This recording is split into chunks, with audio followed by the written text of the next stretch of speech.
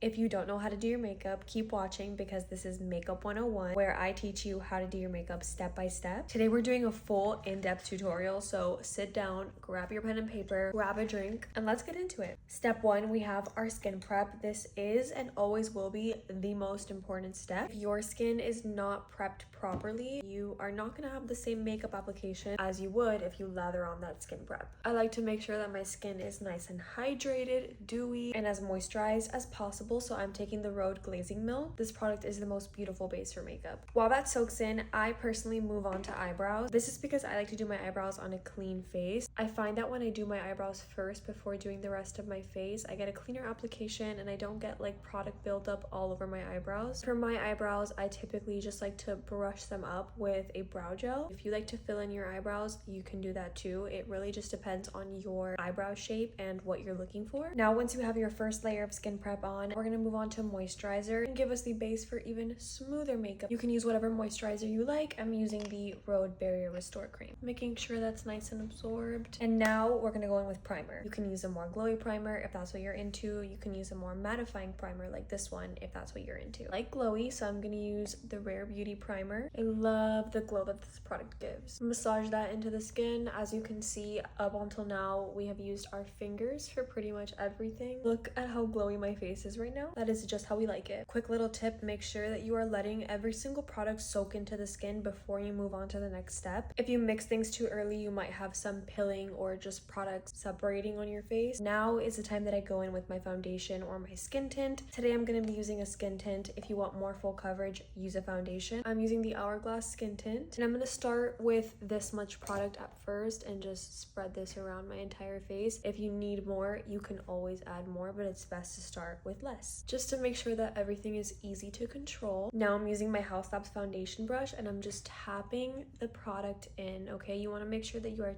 tapping the brush and not sweeping it and dragging it all over your face, because then you're just going to drag the makeup. This is also going to prevent any streaks from the brush. And once that's complete, now we're going to move on to contour. For this step, remember, we are contouring, not bronzing. So you want to choose a very cool toned shade that's going to mimic like the shadows. And instead of applying this higher on the cheekbones, you're going to want to apply it underneath the cheekbone where you see the shadows. So I'm basically following that line. I'm going to add a little bit on my forehead and a little bit on my nose, slightly under the chin. And I'm also going to take this and drag this up to my temples just to help lift the face. And now we're going to tap the product, keeping it exactly where we placed it. Now we have that little defined shadow. Tapping near the eye where we place that contour to lift. And just for reference, this was Westman Atelier Biscuit. Now we're also going to take our cream bronzer so I can show you guys the difference. So now I'm going to take the Charlotte Tilbury Beautiful Skin Bronzer, which is a more warm tone shade. And now this product, we are going to focus higher on our cheekbones, pretty much almost directly on your cheekbone, because this is going to add warmth and you would naturally get a tan on the higher points of your face. And then I do like to apply this product on my forehead as well, a little bit underneath the jawline. With this, I am very careful because you do not want unblended makeup. Now that we have a nice bronze going on, let's go in with some cream blush. I'm taking this Milani cream blush, this little fluffy brush, keeping it pretty high up because I want the blush to lift my face. I like to start around here on my face and then just tap upwards. Same with this side, we are tapping and moving upwards. It's time for concealer. I like to use concealer kind of like a magic eraser to just clean everything up, which is why I do it after my bronzer and my blush. Now for the concealer placement, I'm going to basically bring a little bit of product underneath my eye, but not too close to my eye. You want to keep it around here, and then when you blend, you bring it upwards. And then I do a tiny dot in the outer of my eye. I like to cover up a little bit of redness around my nose. And then I take a little bit of product and draw a line like that to drag it, and a little on the chin. And now we tap the product in. For this concealer, I like to tap it upwards, cleaning up the contour. Now for the concealer, we tap the product, moving closer underneath the eye. The outer corner of the eye, we drag the product up as well. Now notice how that made the blush look 10 times more seamless. Now we're gonna set the face using my absolute favorite Makeup by Mario setting powder. We are not going to be baking, we are just going to be setting the face. So I'm taking some powder on a powder puff, tapping off the excess, just tapping the product in like this. And I like to set my T-zone area, basically the places where you get oily throughout the day. Of course, we're setting the forehead, and I'm gonna go ahead and take some of that powder and tap it underneath the contour line just to chisel even more and just sharpen it. After a minute or so, I like to take a little brush and just tap all of the product in and dust off any excess. Moving on to powder bronzer. If you want your makeup to last, you have to layer your cream products with powder products. Using the Hourglass bronzer, and on a fluffy brush, I'm just going to tap this in on top of where we did the cream bronzer, so keeping it higher on the cheekbones. Doing the same to the forehead, and then I'm taking the brush with a light hand and just swirling this underneath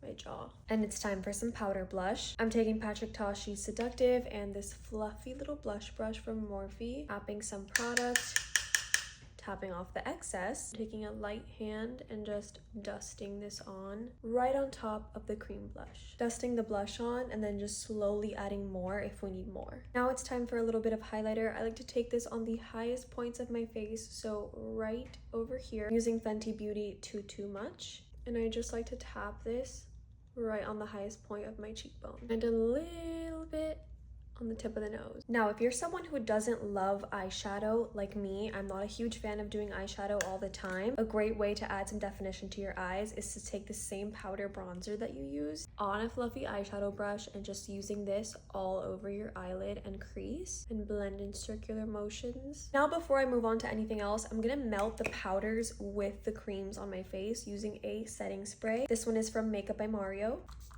This is gonna help melt all of the powders into your skin so that your skin looks like skin again, and it's gonna reduce any cakeiness that you might have going on. Moving on, we're gonna curl the lashes. Now for mascara, pretty self-explanatory. I don't always love using mascara. Sometimes a little curl is enough for me. And now it's officially time for lip liner, which is my favorite part. I'm taking the Makeup by Mario in the shade Almond. And for this step, you can just follow your natural lip line, or if you like to overline, which I do, I like to overline slightly in the center of the lip, right underneath, and then for the rest of the lip, I follow the natural lip line. And then the same exact thing goes for the top. I follow the natural lip line, and then I overline by the Cupid's bow, just like that. And that's gonna help you get a little bit of a more powdier look without looking too overlined. Now I just like to diffuse it a little bit. Last but not least, topping it off with a little gloss if you like. And there you go. I know this is a super simple makeup look, but I wanted to show you guys step by step. Just go into detail in one video for those of you who might still be learning. Also, a little reminder that makeup is supposed to be fun and there are no rules to it, so do whatever makes you feel good. If you've been doing something differently than I mentioned in this video and it's working for you, keep doing that because there are no rules. Anyway, I hope this was helpful for some of you, and let me know what you guys think.